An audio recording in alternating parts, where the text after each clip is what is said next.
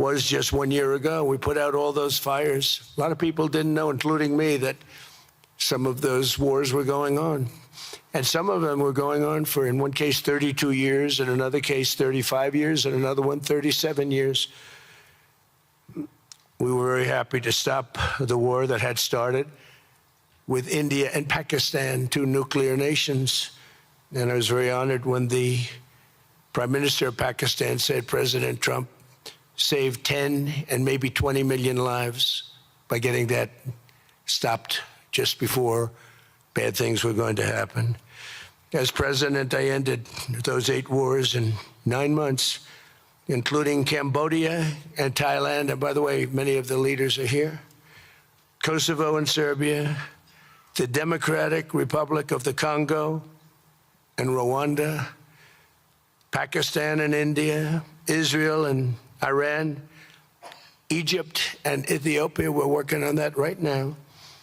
I met yesterday with a very good general and a very good leader of Egypt. We're working on a dam that was built which precludes the Nile River from getting water. It's a little tough situation, but we'll get that settled. I really had it just about settled in my first term, and then we had a rigged election. Took me out of commission for a little while, but here I am back. We'll get it settled. But it's a pretty tough situation. A dam was built, and the water doesn't come down to the Nile. When I think of Egypt, I think of the Nile, but I think of the Nile with water in it. Armenia and Azerbaijan, who, I mean, a lot of these leaders have become my friends. They become my friends. They're here. And, of course, the war in Gaza, which is really coming to an end. We have little fires that we'll put out, but they're little. They were giant, massive fires, and now they're down to little fires, and we can put them out very easily. We have 59 countries that are involved in peace in the Middle East. Many of them not in the Middle East. They're near the Middle East, but they're not in the Middle East. And many have said that if Hamas doesn't do what they promised they would do, and I think they probably will, but they were born with rifles in their hands. They were literally born. The first day they had a rifle put into their hands, but they have to give up their weapons. And if they don't do that, it's going to be the end of them. But many countries have told me we want to go in and do it, and they really aren't countries that you traditionally think of as being involved in that. But that's a fire.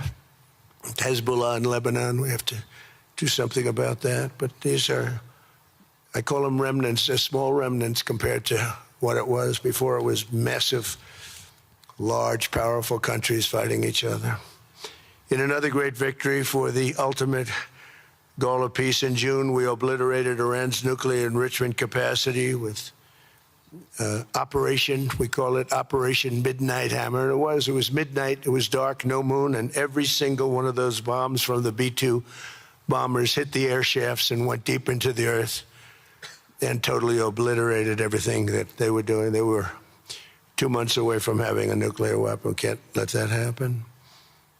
And Iran does want to talk, and we'll talk. We've also hit ISIS in Syria, and very strongly, as you know. In my first administration, I took out al-Baghdadi, the founder of ISIS, and he was trying to start it up again because due to the tremendous talent of General Raisin Kane, as I call him, he wiped out ISIS in a period of 3 weeks in my first term. You know, we had a great first term, but the second term is, I think, blowing it away, actually. But we took out ISIS, and we had, it was gone, but during the Biden administration, it formed again a little bit. We hit it very hard in Syria. And Syria, by the way, I spoke with the president, is making a lot of progress, tremendous progress, actually. We're very happy about that. We took off all sanctions, which gives them a chance to breathe. And he is working very, very hard, and I think he's going to put it all together. So many things are happening, many good things. Threats to Europe and America, the Middle East, and other places are really calming down. It's a lot different than it was just 1 year ago, the world was actually on fire. A lot of people didn't know it. And in Nigeria, we're annihilating terrorists who are killing Christians. We've hit them very hard. They've killed thousands and thousands of Christians. What's that all about? Much of this unprecedented success is possible because I rebuilt our military in my first term, and now we're making it even stronger. We have a budget of over $1 trillion this year, and next year we're going to $1.5 trillion. Our country's never done better economically. We're taking in numbers that we've never taken in, not only the fact that the investment is at 18 trillion plus, but our jobs numbers, everything is, I think, maybe better than ever before. I think you're going to see and a lot of you are investing in our country. I think you're going to be extremely happy with your investments. I think you'll see numbers like you haven't seen before. I also secured commitments from virtually all NATO allies to increase their defense spending to 5% of GDP. Everybody but Spain. I don't know what's happening with Spain. Why would they not do that? They want a free ride, I guess, huh? Every country but Spain increased to 5%. I don't know why. We're going to have to talk to Spain. With America's renewed attention to security of the Western Hemisphere, I've stopped the invasion on our southern border and designated the drug cartels as foreign terrorist organizations. And you probably saw that we've virtually stopped almost 100% all drugs coming in by water. And now we're going to stop them on land. The land is easy. The water is tough. But that's down now. I heard it just last night. It was 97. Now it's 98.1%. And we're trying to figure out who are the 2% that are willing to get onto those boats. I don't think they watch television or the news. But we've taken out almost 100% of all of the drugs coming into the United States by water. And now we'll, I think, very easily stop them on land. That's the easy part. We wanted to wait till the other was taken care of. And earlier this month, thanks to the unrivaled skill, power, and might of the U.S. military, we have the most powerful military in the world by far. We captured the outlaw dictator, Nicolas Maduro, and the people of Venezuela are very happy about it. And we're having great relationships with the new leaders of Venezuela. The relationships have been good.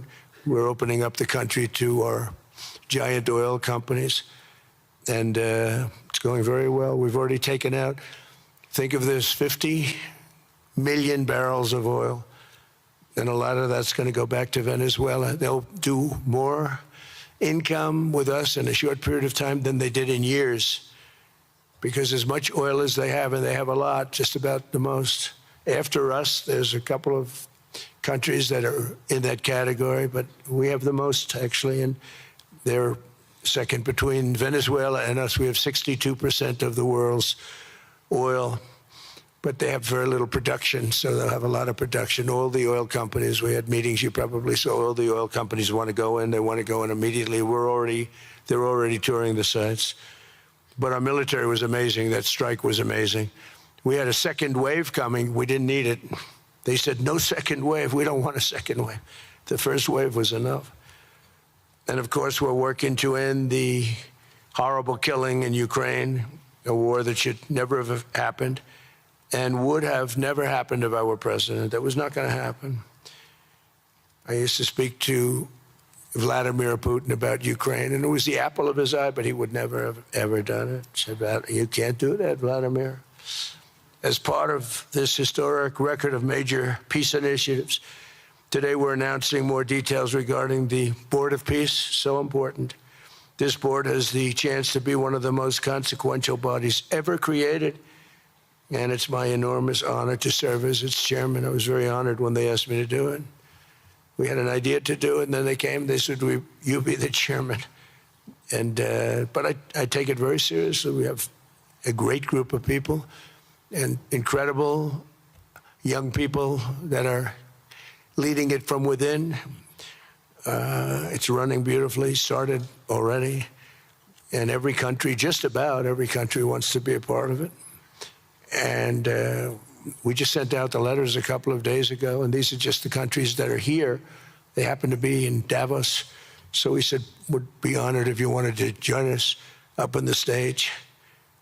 And it's really great. They're friends of mine, I think. Let me see. Yeah, every one of them is a friend of mine. A couple, let's see, a couple I like, a couple I don't like. No, I like, actually, this group, I like every single one of them. Can you believe it? Usually I have about 2 or 3 that I can't stand. Usually I have 2 or 3 that I don't like. I don't find them up here. I like every one of these people. No, they're great people. They're great leaders. And the Board of Peace is composed of leaders, the top leaders in the world, actually. Last October, we released a plan for the permanent end to the conflict in Gaza, and I'm pleased to say that our vision was unanimously adopted by the United Nations Security Council late last year. Under phase 1 of this plan, we have painstakingly maintained that Gaza, and we're going to have it very strongly, and it's what we have, maintained the Gaza ceasefire, delivered record levels of humanitarian aid. We've given aid. You know, you used to hear all the people were starving, and it was terrible. Now we have, you don't hear that anymore. We've delivered record levels of humanitarian aid. I want to thank the United States, but I want to thank some of the countries that are sitting right up here, because they've sent great aid, aid also in the form of money, where we go out and purchase food, and you don't hear those stories anymore with people starving. And secured the release of all 20, we secured the release of all 20 living hostages. Now, I want to thank Steve Witkoff and Jared and everybody for working so hard. They worked so hard, but there were 20 remaining living hostages. Now, we got hundreds out, but the last 20, I said, boy, that's going to be a tough one. And I said that a year before, and it was a tough one, but we got them. Got all 20, every one of them. And we had also about 28 that were dead, but the parents wanted them just as though they were living, just as much.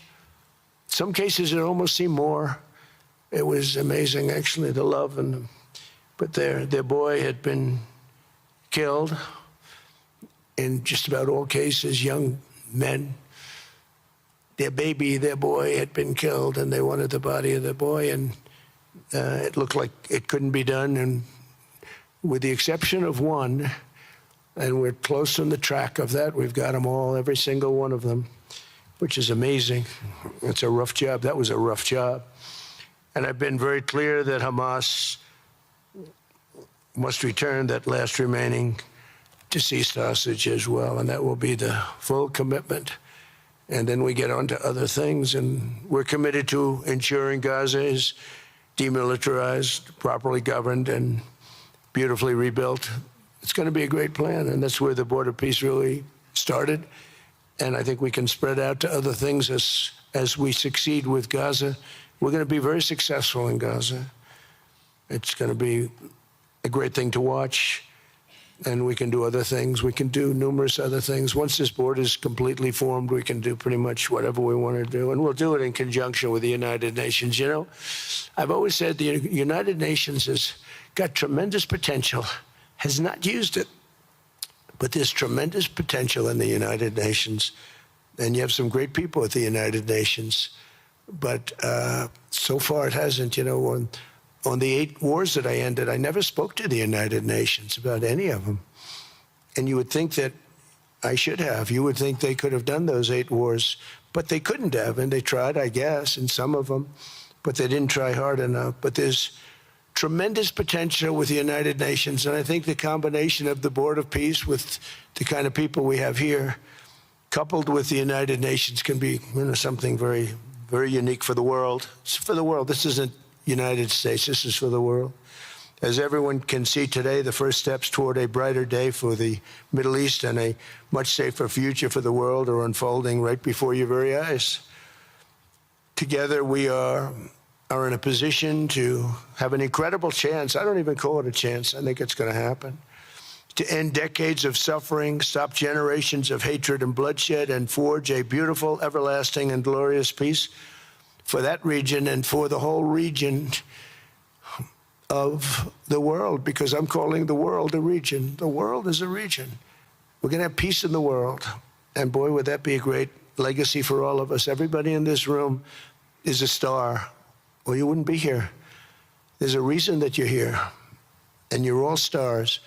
You're the biggest people, the most important people in the world, most powerful people in the world.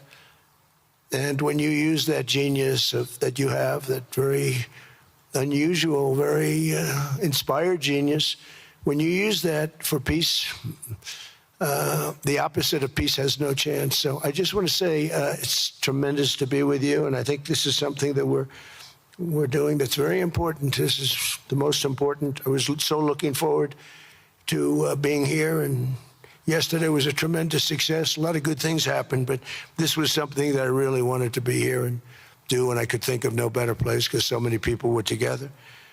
And now to bring the Board of Peace into full force, I ask Sheikh Isa of Bahrain and Foreign Minister Barita of Morocco to join me in signing and ratifying the Board of Peace Charter. Thank you very much, everybody. Appreciate it. Thank you. Thank you.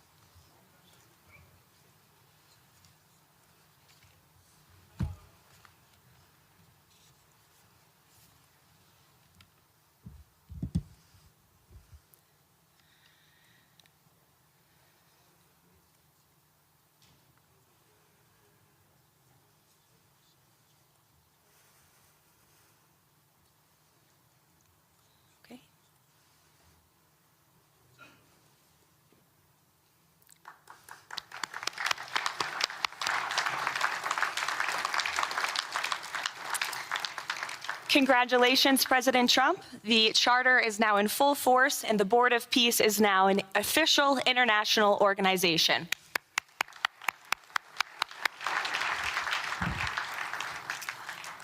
We will now continue the signing ceremonies, beginning with the President of Argentina and the Prime Minister of Armenia.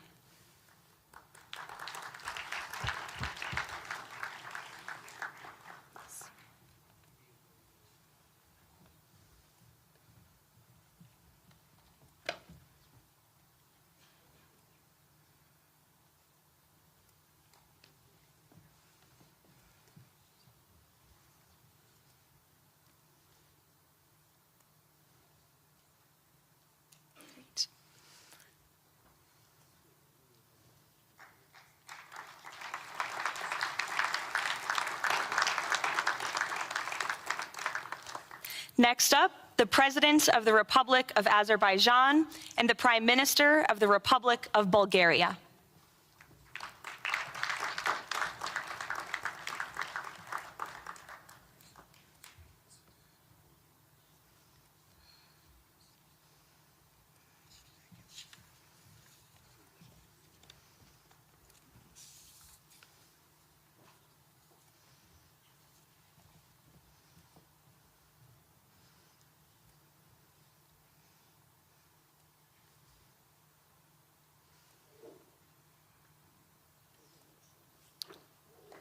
Thank you.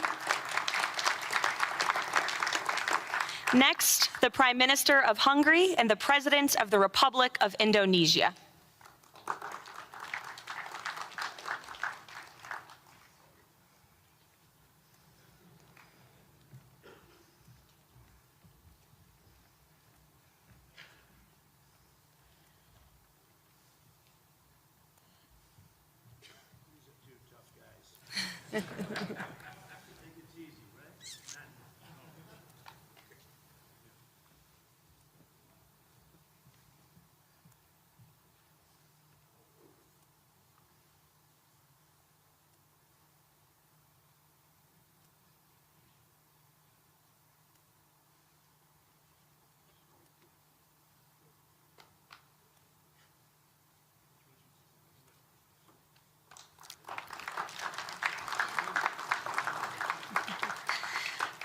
Next, the Deputy Prime Minister of the Kingdom of Jordan and the President of the Republic of Kazakhstan.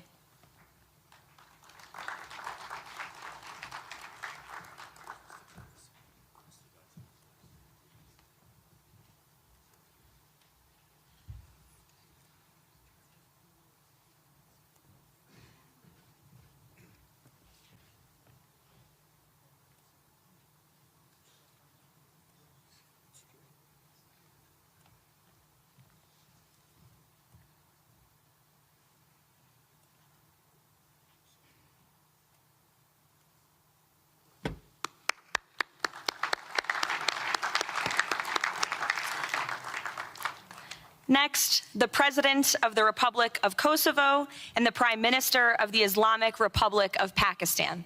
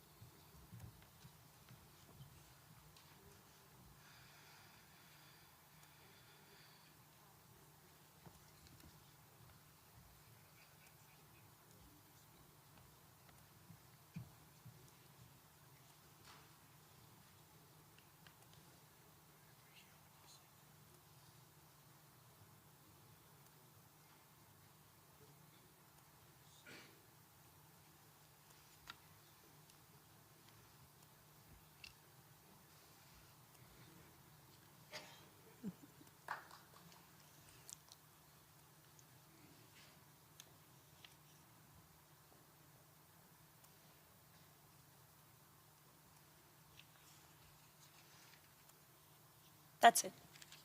Yes. Thank you.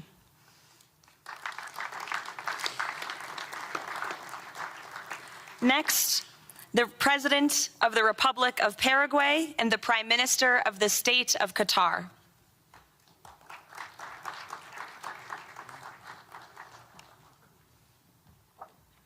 Hello, good, how are you?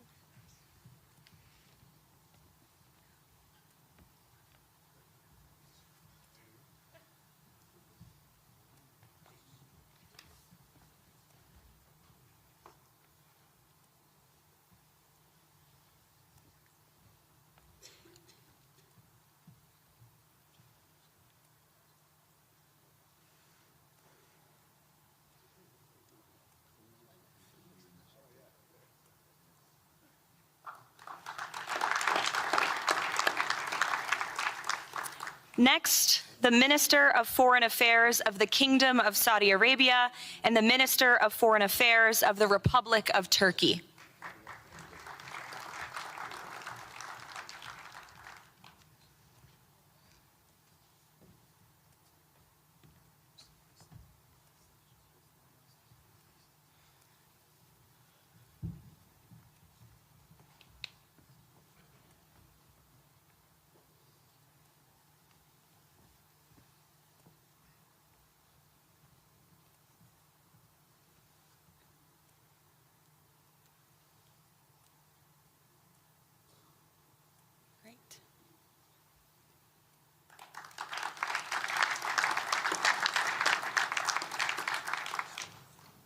Next, the Chairman of the Executive Authority Affairs of the UAE and the President of the Republic of Uzbekistan.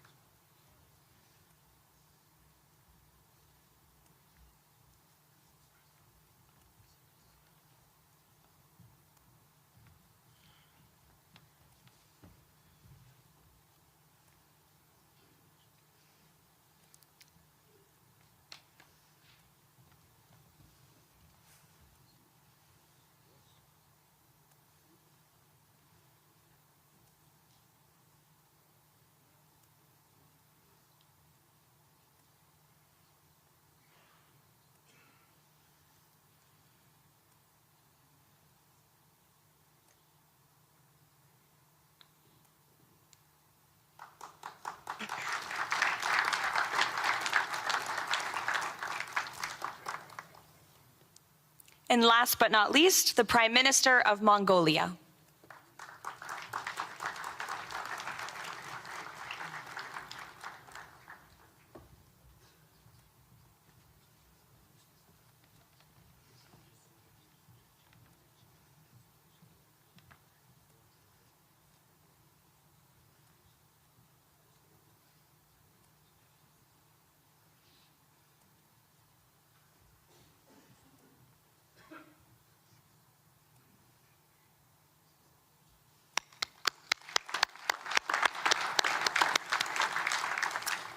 Congratulations, everyone. This concludes the signing ceremony. If President Trump and all of the Board of Peace members could please join the president around the table. The president is now going to sign the inaugural resolution that will resolve the Board of Peace's Gaza mandate per the United Nations Security Council Resolution 2803.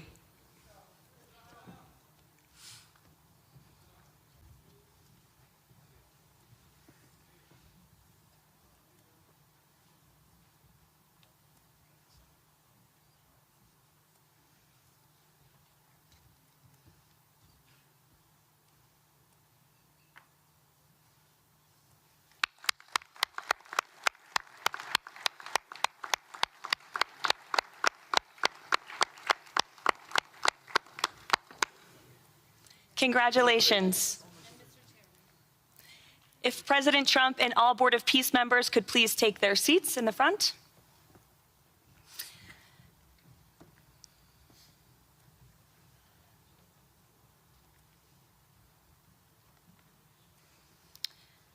Now it is my honor to introduce the United States Secretary of State Marco Rubio, who will speak about President Trump and his accomplishments. Without further ado, Secretary Rubio.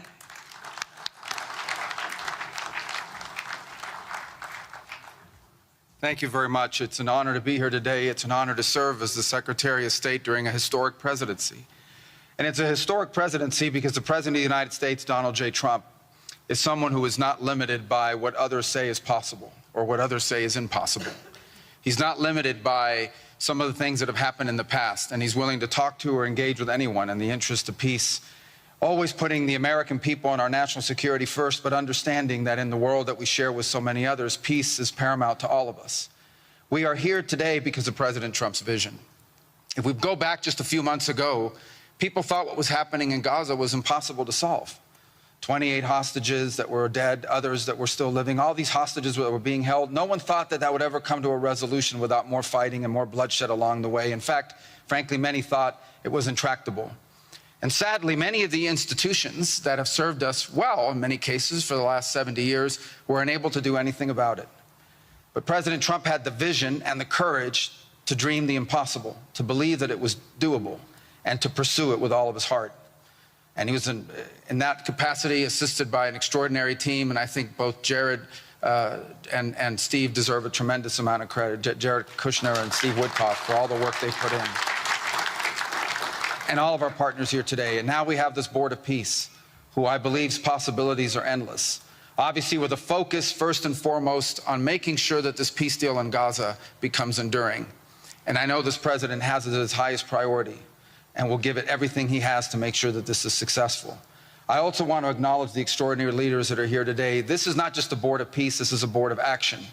Just like President Trump is a president of action. A lot of times people like to give speeches. I've been to many of these forums, and they're not useless, and they're not, they have utility in many cases. But oftentimes in international affairs, we often find ourselves at events where people are reading these scripted statements, these strongly worded letters that they put out, but no action, nothing happens. This is a group of leaders that are about action. And the President of the United States is a president of action, of getting things done. And today is the beginning of that, of a new era and a new stage that we think is so important as a model to the rest of the world of what is possible. And clearly the focus is right now on Gaza and making sure that the plan that's about to be presented to you here today, this vision for the future of Gaza, this vision for the future of the region, is not just possible and promising. It is our destiny if we put the time and the effort that it requires, as I know this board will do.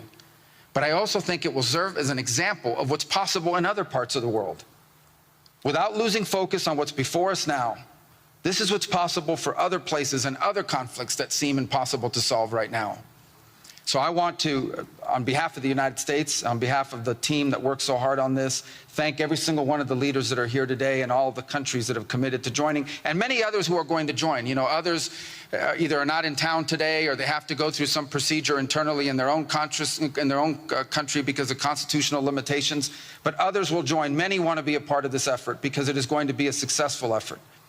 And you see it reflected here today among countries of different backgrounds from different parts of the world, majority Christian some, majority Muslim others, who've come together. In fact, former adversaries who have joined here as part of this Board of Peace. And all was possible, and I want to acknowledge this again, because of the vision and the drive of the President of the United States. So thank you all for joining us here today. We appreciate it very much.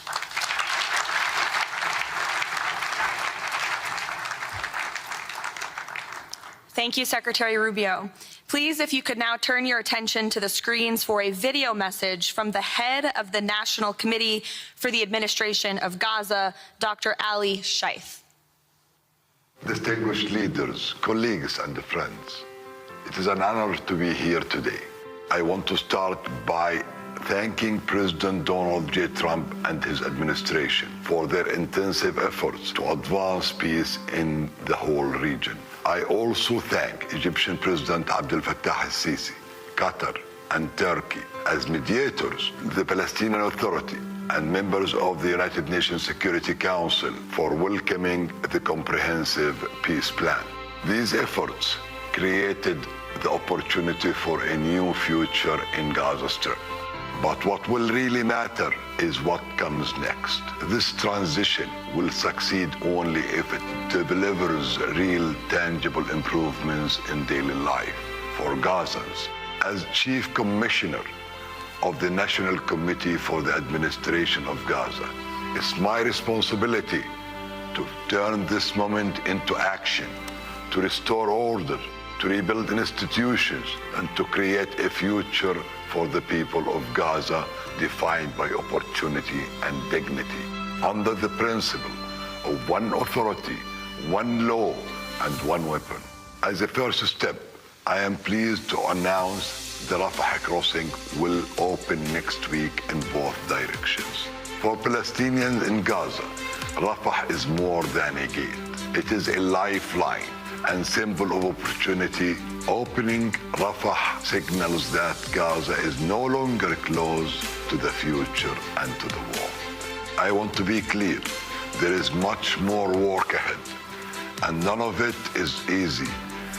The road forward will involve difficult decisions and setbacks, but this is a real step, and it marks a new direction. Now, I would like to address the people of Gaza. من أرض الكنانة أتوجه الآن بكلمتي إلى أبناء شعبنا الصامد الصابر في قطاع غزة. لقد صمدتم وحافظتم على أسركم وأرضكم خلال سنوات عصيبة هجاف، صبرت أعماقكم وكل الحدود. إن صمودكم الأسطوري لهو أعظم ما قدمت. Your legendary steadfastness is the foundation upon which we will build our future together. This moment is not for looking back, but for moving forward toward a prosperous and bright future. A future where our children grow up without fear or anxiety, where work is rewarded, schools are opened, and daily life regains its stability and security. The coming stage requires the concerted efforts of everyone, but you will not face it alone. Your voices have weight, your actions have impact, and your commitment to peace and the rebuilding of your communities will define the futures of the new Gaza Strip.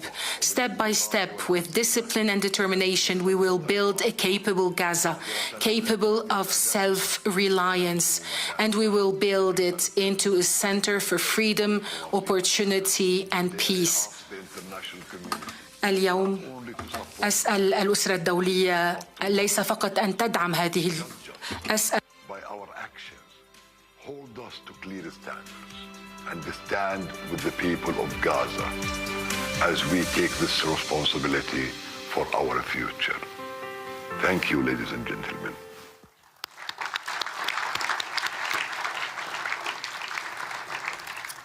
I now would like to welcome to the podium U.S. Special Envoy Steve Witkoff and Jared Kushner.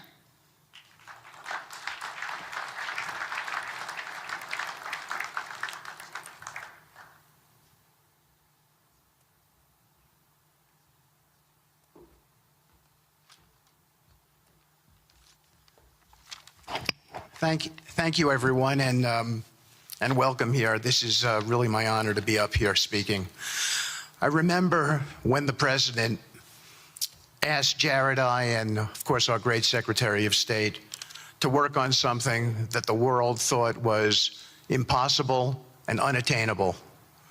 But the President, on this peace deal for Gaza, as on all other deals we work on his behalf, said we had to try. And of course, we were inspired by that. We have achieved a peace deal in Gaza. We have brought the hostages home, all of the bodies except for one, and we will bring that body home too. And maybe most importantly, we have created a sense of hope for what the future can bring in Gaza and all other places where the Board of Peace will operate. And I am so honored, Mr. President, to have worked on this on your behalf. I'd like to thank some people here who are here with us tonight who have done so much, done indispensable work to bring this deal together. Sheikh Mohammed, my good friend from Qatar, and Ali Al-Tawadi, Hakan, Fidan, and Ibrahim, General Hassan, and Foreign Minister Badr Abdulati, and of course, President Sisi, and Prime Minister Netanyahu, former Special Envoy Ron Dermer, and Michael Eisenberg for all that they did.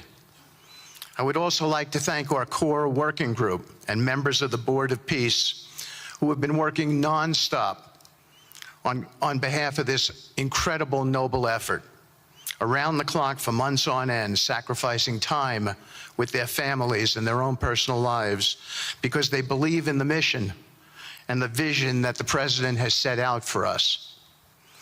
I'd also like to thank, those people include Tony Blair, Yakir Gabay, Josh Grunbaum, Aryeh Lightstone, Laron Tonkman, Admiral Cooper, General Frank, and I probably have forgotten some along the way.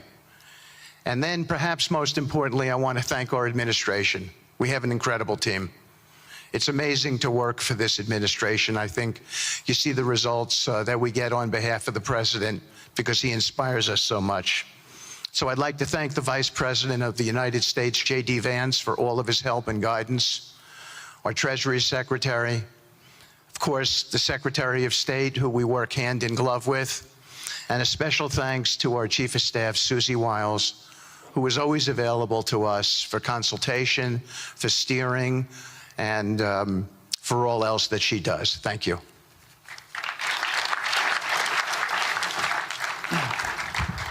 Thank you, Steve. And I have to say, one of the great honors for me of being able to work on this has been working with Steve, who really is as brilliant as he is. His heart is tremendous. It's a lot of fun to be with. And even in some of these, very difficult moments where we didn't think things were happening, working together really was an amazing treat. I'm going to go now today just through a couple of slides just to show you the progress that's been made in the last couple months. It was just over 100 days ago that we got the final deal done, and everyone was celebrating and joyous about the hostages coming home and the end to the long war that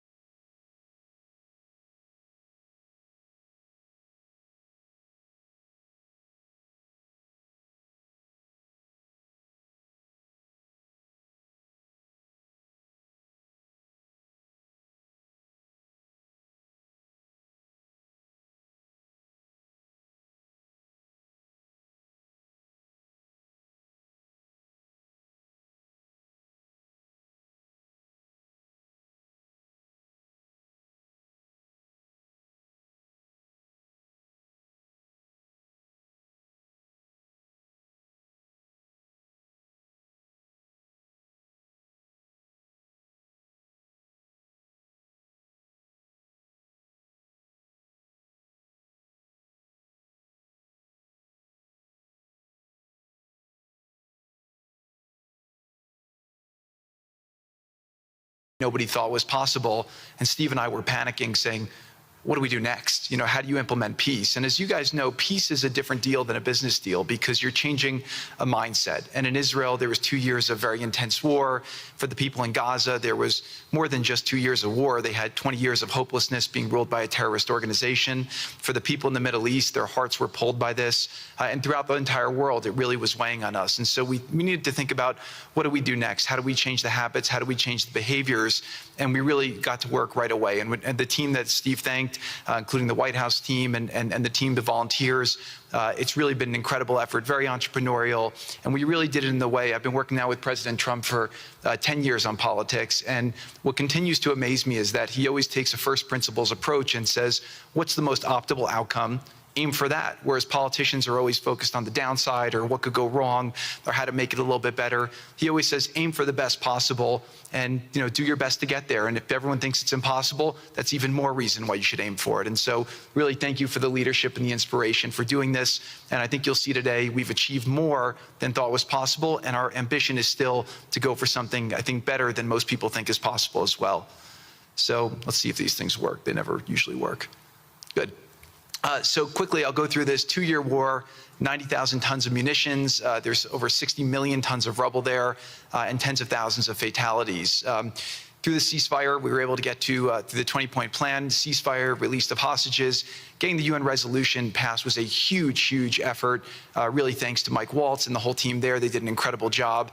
And we've then, with the help of the UN, we've worked very, very well with them. This is why you need a new organization like the Board of Peace to work with the UN. I want to thank Tom Fletcher, did an incredible job of really getting it going. We've done historic humanitarian aid.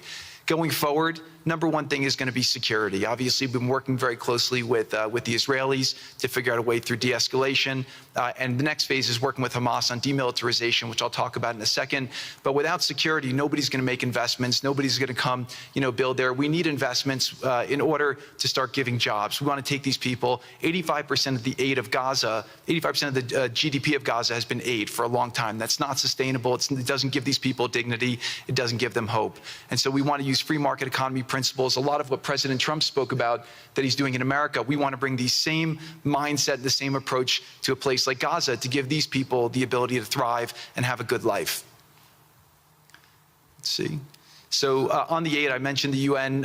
So now people are talking about famine. 100% of the food needs are met, and that's been overabundance. The cost of goods have gone down tremendously. Over 55,000 trucks have gone in, and over 1.4 million pallets. And it's been the largest humanitarian effort done into a war zone that anyone's been able to tell us about. This really has been a great joint effort that everyone's been able to do, and so it's a great thing.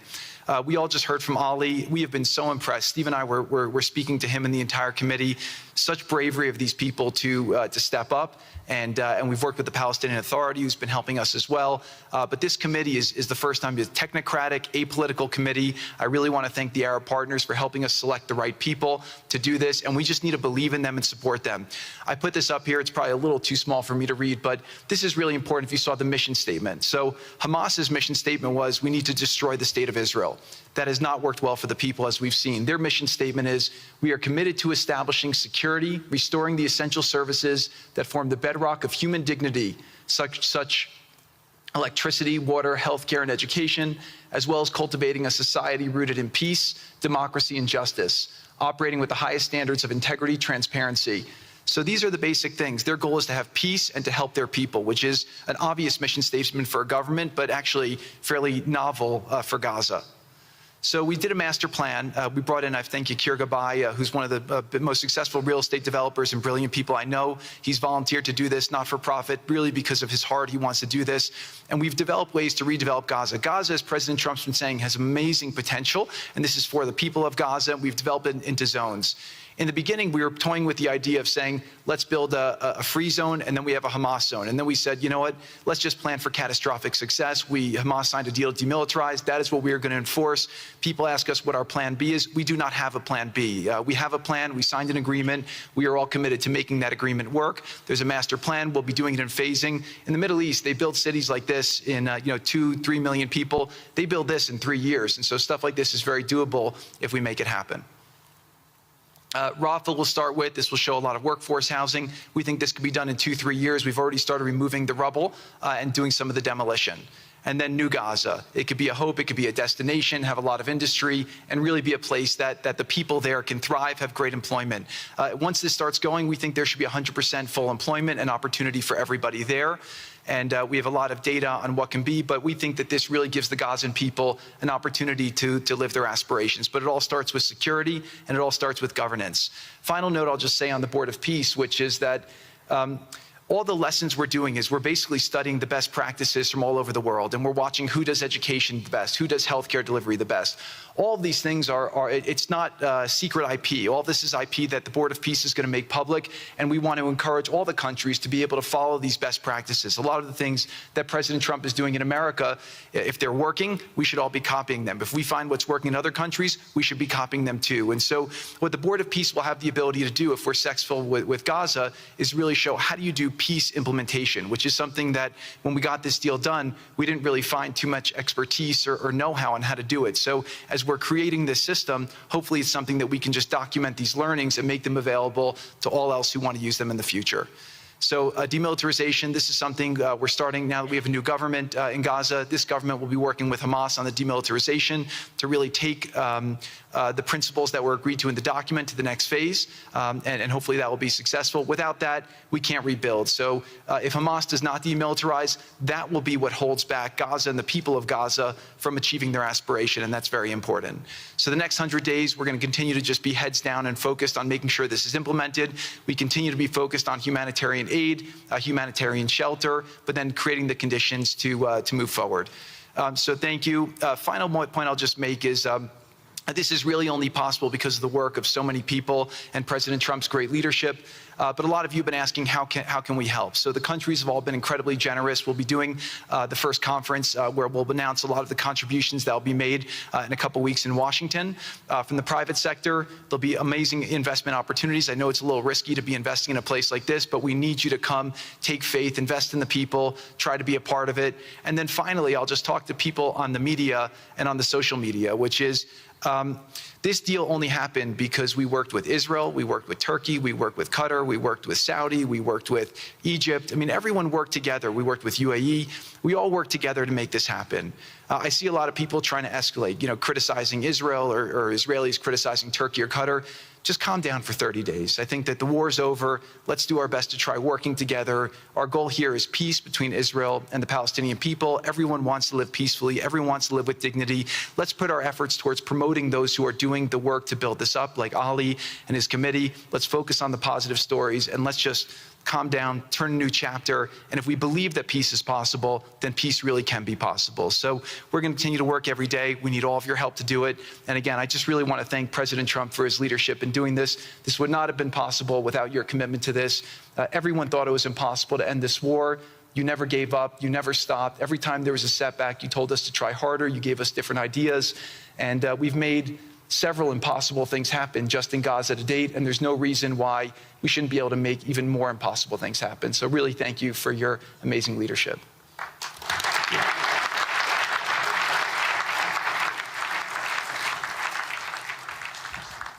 Thank you, Jared and Steve.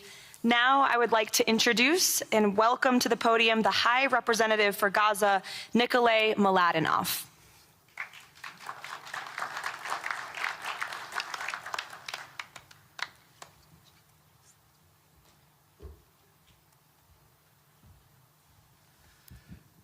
Mr. President, it's a great honor and a massive responsibility for me, for my team, for all of us to be here with you to begin this journey. Who would have thought 2 years ago that we will be sitting here with this group of countries, with this leadership, giving the people of Gaza a new chance? Who would have thought that last Friday I would be sitting, Mr. President, in Cairo with an amazing group of Palestinian technocrats, people who you don't see on the news, people who are not media personalities, but who are experts, who are committed to giving their people a chance in life. And this is what this is all about. For too long, Gazans, Palestinians, and Israelis have lived with conflict, with death, with destruction. Now, the page turns, And whether the page turns successfully really depends on all of us. We have the ingredients for it. We have the leadership of the United States and President Trump. We have a great group of countries joining the Board of Peace and more to come. We have a fantastic Palestinian team on the ground, and we must make it work. Our partnerships are there, our plans are in place, and we need your support. And finally, I look to all of you who are in this room and who are watching this meeting from their screens at home or in their offices. Please put away your talking points for a minute. Please put away your fears. Please put away your concerns. Please stop listening to the rumors and to the gossip. Focus on what we have to do today, because the future of 2 million Palestinians is at stake, and if we give them a chance, we will do more than that. We will create opportunities for 1 billion people who live in the Middle East and beyond, and who are responsible, also who want to see transformation and a chance in life for the future. So please join us on this journey, join the Board of Peace, and join us in supporting this excellent initiative. And thank you again, President Trump and the United States, for taking this decisive leadership forward.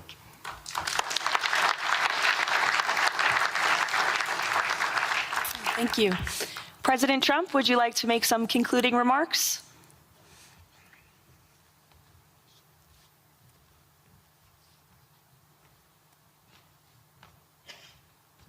Great job. Great job. Well, I just want to tell you it's all happening. And one of the first things I said when we really got involved in this project, and it's a big one, but it's very doable, I said to Jared and Steve and some of the other folks, including Larry Fink, and congratulations on the great success. The two of you have done a fantastic job. This is bigger and better than ever. We usurped some of your time for a very important reason, and you understand that better than anybody, and we appreciate that you're here very much. Thank you both very much. But I said that, you know, this is a great location. It all begins, see, I'm a real estate person at heart, and it's all about location. And I said, look at this location on the sea. Look at this beautiful piece of property, what it could be for so many people. It'll be so great. People that are living so poorly are going to be living so well. But it all began with a location. That's the vision. They look out on the waters, and very few places are like it. So we put together a team that's outstanding, a team that's done it before, a team that I think has done tougher jobs. If you want to know the truth, we've done some tough jobs. And we continue to. As far as the United States is concerned, we're behind it. And the United States has never been stronger, never been bigger, better. It's doing really well. You see that, building thousands of businesses, plants, factories all over the United States are right now under construction. Nobody's ever seen anything like it. And this is just an honor to be involved with this, and to be involved with the great people in this room and the great leaders that are sitting on stage. We thank you very much.